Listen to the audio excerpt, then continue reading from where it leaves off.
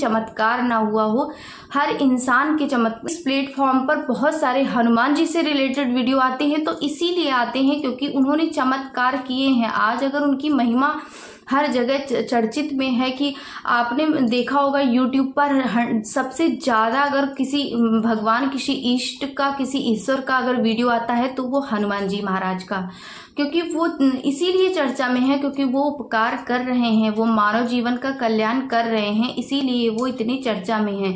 तो कहीं ना कहीं आप तक ये वीडियो पहुंचा है तो हनुमान जी का संकेत है, हनुमान जी की कृपा है कि आप इस उपाय को इस तरीके से करिए। जय श्री राम, जय बालाजी सरकार, जय हनुमान जी महाराज। तो hello guys, welcome to my new video. कनिष्ठ वीडियो में स्वागत है आपका। आप लोग कैसे हैं? आई होप आप सभी स्वस्थ होंगे, अच्छे होंगे। तो ये वीडियो बहुत ही खास है, आप सभी के लिए वीडियो में बने रहिए। वीडियो में अगर नए हैं चैनल को सब्सक्राइब जरूर करिए, बेल आइकन को प्रेस करके रखिए ताकि हमारा नया वीडियो आप सब तक सबसे पहले पहुंचे। तो आइए जान लेते हैं विधि क्या है। देखिए, बहुत सारे उपाय कर चुके हैं हम, बहुत सारे ऑलरेडी उपाय करते रहते हैं, फिर भी हमारी मनोकामना नहीं पूर्ण होती। आज मैं छोटा सा एक कमेंट था जिन पर ये वीडियो होने वाला है, बहुत ही इंपॉर्टेंट है। देखिए, ये कमेंट का जो जवाब था वो मैं इस वीडियो के माध्यम से दे रही हूँ। और बहुत सारे लोगों का ये क्वेश्चन रहता है कि हनुमान चालीसा क्या हमारा ये कार्य कर सकती है, सुंदरकांड का पाठ करने से क्या हमारी मनोकामना पूर्ण हो सकती है, या फिर हम संकल्प लेकर करें, या फिर हम ऐसे करें। तो आज इन सभी विषयों पर आज हम बात करेंगे कि कैसे हमें क्या करना चाहिए और कैसे हमें पाठ करना चाहिए जिससे हमारी मनोकामना भी पूर्ण हो जाए और हमारा भक्ति और विश्वास भी बढ़े। तो कि होता क्या है कि हम लोग पूजा तो बहुत करते हैं पर भगवान पर भरोसा नहीं करते हैं, उन दुविधा पे रहते हैं कि हमारा कार्य पूर्ण होगा या नहीं होगा। इसी वजह से कहीं ना कहीं हमारी मनोकामना नहीं पूर्ण हो पाती है और ना ही हम पूजा भक्ति अच्छे से कर पाते हैं और ना हम अपना जो कार्य है जिसके लिए हम मनोकामना रखते हैं, ना ही वो कार्य अच्छे से पूर्ण कर पाते हैं। दोनों ही कार्य हमारे ऐसे ही डगमग होते हैं। क्योंकि देखिए, जब हमारे अंदर की जो मनोस्थिति है, जो हमारा सोचने का विचार है, जो हमारी पॉजिटिव एनर्जी है, वो कहीं ना कहीं हमारी डगमगाई हुई है, जो हमें श्रद्धा और विश्वास और भगवान से, भक्ति से, सब चीज से दूर रख रही है।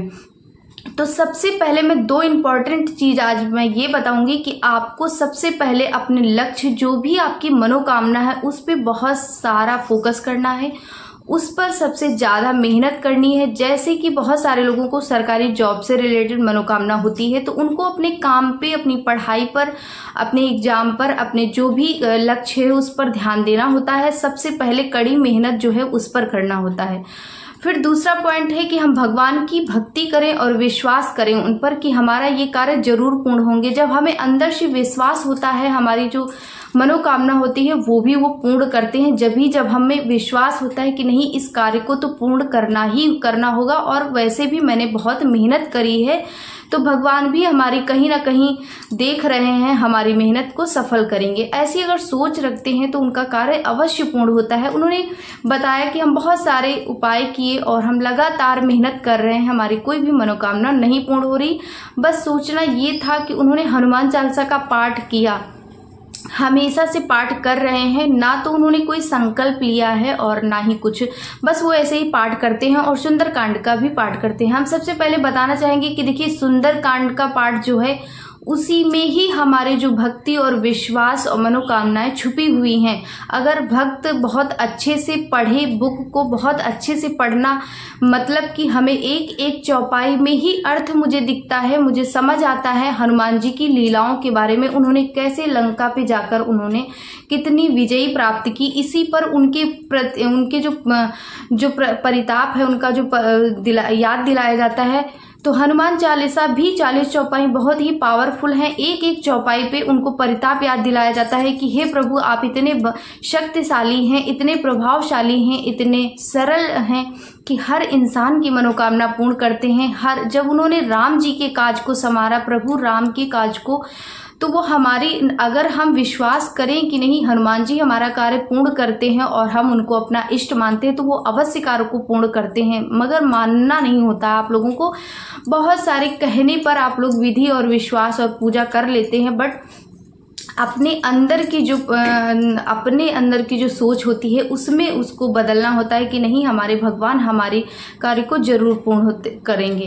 देखिए होता क्या है कि हम बहुत सारे प्रयास करते हैं और असफल हो जाते हैं, तो उसमें हमारा मनोबल टूट जाता है। उसी समय हमें मनोबल अपना नहीं टूटने देना है, उसमें हमेशा पॉजिटिव सोचना है। सोचना ये है कि ये हमारा जो कार्य नहीं हुआ उसमें शायद हमारे अच्छे के लिए ही ईश्वर की जो मर्जी थी, भगवान की जो मर्जी थी वो नहीं थी, इसी वजह से नहीं पूर्ण हुआ और वो कार्य हमारे लिए सही भी नहीं था। ऐसा अगर सोचते हैं तो भगवान को कितना खुश होते हैं कि ये देखिए मैंने कितना गलत किया, उसके बावजूद भी मेरा भक्त ऐसे सरल हो गया है कि प्रभु तो हमारे अच्छे के लिए ही कुछ कर रहे हैं।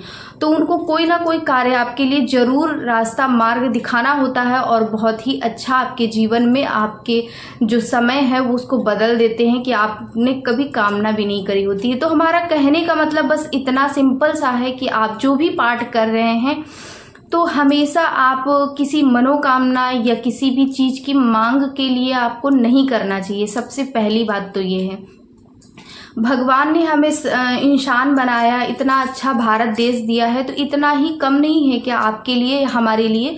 तो हमेशा हमें भगवान की अगर कुछ भी पूजा या आराधना या उनके लिए कुछ भी समर्पण कर रहे हैं तो उसमें हम भगवान से हमेशा उम्मीद कर ही क्यों करते हैं कि हमें ये चाहिए तभी हम करेंगे आपकी पूजा। ऐसा नहीं करना चाहिए। आप हमेशा डेली की पूजा करें और अपने आप को समर्पण कर दीजिए कि हे नाथ, मैं अपने आप को आपके चरणों में समर्पण करता हूँ।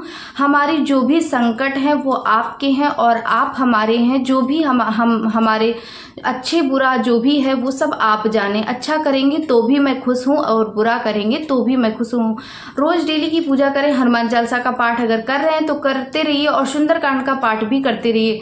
उसके बाद आप 1 महीने ये उपाय करके देखिए, उनसे कभी कुछ न मांगे, सिर्फ उनकी पूजा और विश्वास। और जब भी उनके समीप बैठिए ऐसा एक्टिवेट करिए उनकी फोटो को, उनकी तस्वीर को कि वो आपसे बात कर रहे हो, ऐसा लग रहा कि वो बोलना चाह रहे हो। ऐसे भगवान के प्रति समर्पण चाहिए, जब जाके आपकी मनोकामना क्या आपकी जिंदगी ही बदल के रख देंगे। हनुमान जी महाराज इतने दयालु हैं कि आप उसकी कामना भी नहीं कर सकते। उन्होंने जो लंकेश था उसको भी उन्होंने बहुत बार समझाने की कोशिश करी कि वो क्षमा याचना मांग ले और अपने आप को समर्पित कर दे प्रभु राम के चरणों में, तो वो बच जाएगा। फिर भी वो कहते रहे, जबकि वो इतने सरल थे।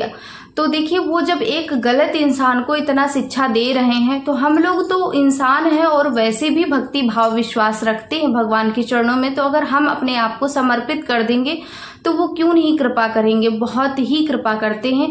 देखिए, मेरा सच्चा अनुभव है कि भगवान के प्रति जो भी समर्पित हुआ है उसकी नैया पार होनी ही होनी है, क्योंकि इनके कानों में कभी ना कभी तो आवाज आपकी जाएगी। रोज रोज विनती करने से आपका क्या है कि वो जरूर सुनते हैं। बस आपको विनती करना है और ना कि उनको बिल्कुल अपने जैसे लगता है कि आपने उनका कर्जा या उन्होंने आपका कर्जा ले रखा है कि आपके कार्य को वो पूर्ण करे ही करे। मैंने आपकी पूजा करी, आपको हमारा कार्य पूर्ण करना होगा, ऐसा नहीं होता है।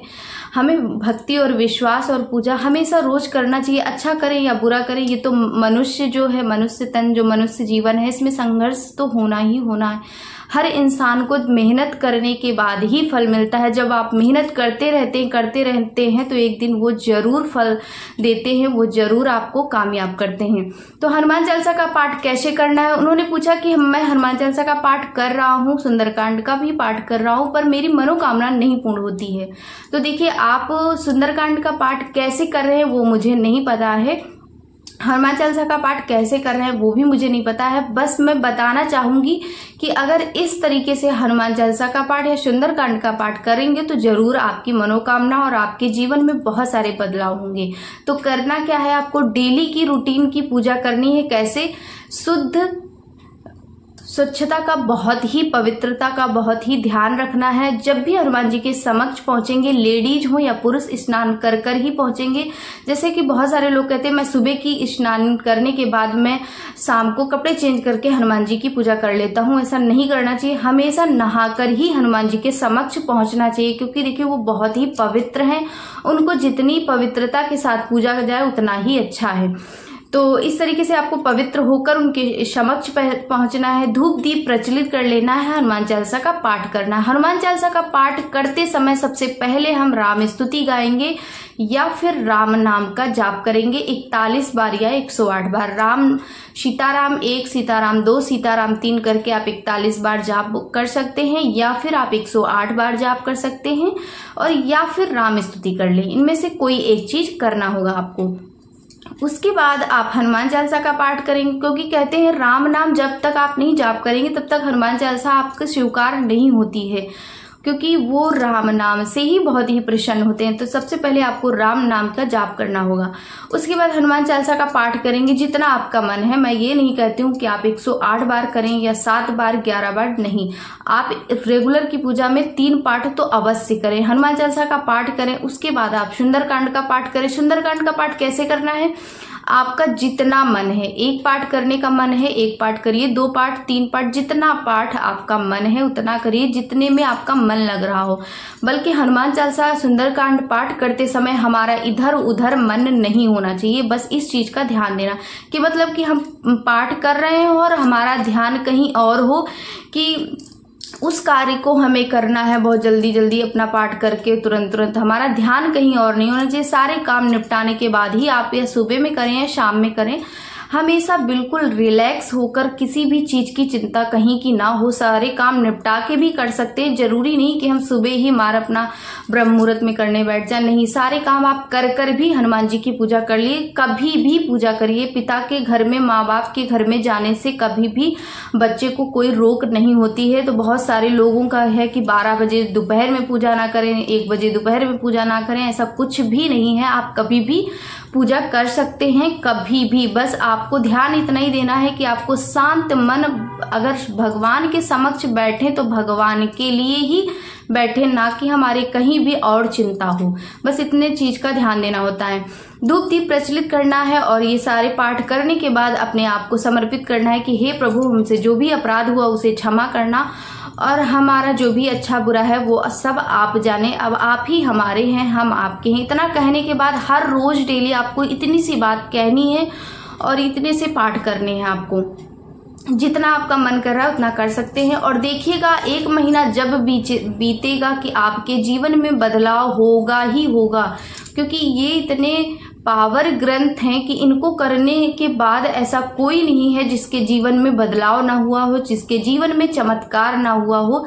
हर इंसान के चमत्कार हमने सुने हुए हैं, बहुत सारे लोगों का आप देख सकते हैं।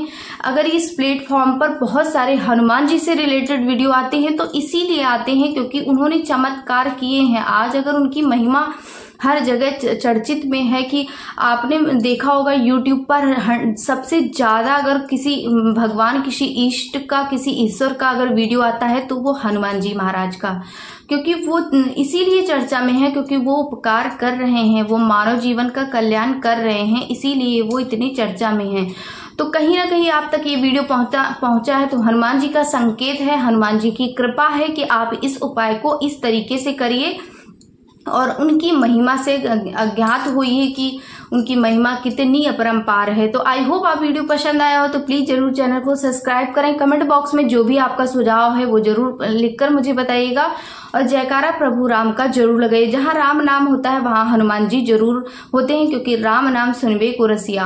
राम नाम का नाम सुनने के लिए बहुत ही वो कलयुग में इसीलिए वो हर जगह व्यापित हैं कि वो राम नाम को सुनने के लिए। तो जरूर कमेंट में राम नाम लिखिए, क्योंकि देखिए कभी कभी ऐसा होता है वीडियो देखते देखते हमारे जो भाव होते हैं भगवान के प्रति हो जाते हैं, कहीं ना कहीं हमें मोटिवेशन मिलता है कि हाँ ईश्वर कहीं ना कहीं तो है।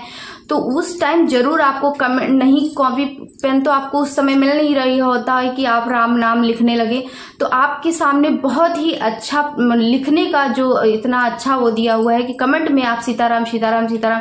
देखिए मेरे कमेंट, आपके कमेंट करने से मुझे कोई फायदा या कुछ भी लाभ नहीं होने वाला है। आपके कमेंट से बहुत सारे लोगों को मोटिवेशन मिलता है, बस इतना ही, और आपका भी बहुत ही राम नाम लिखने का फल भी आपको मिलता है। तो जरूर कमेंट बॉक्स में राम नाम लिखा करिए। मिलते हैं नए वीडियो में, तब तक के लिए जय श्री राम, जय बालाजी सरकार, जय हनुमान जी महाराज।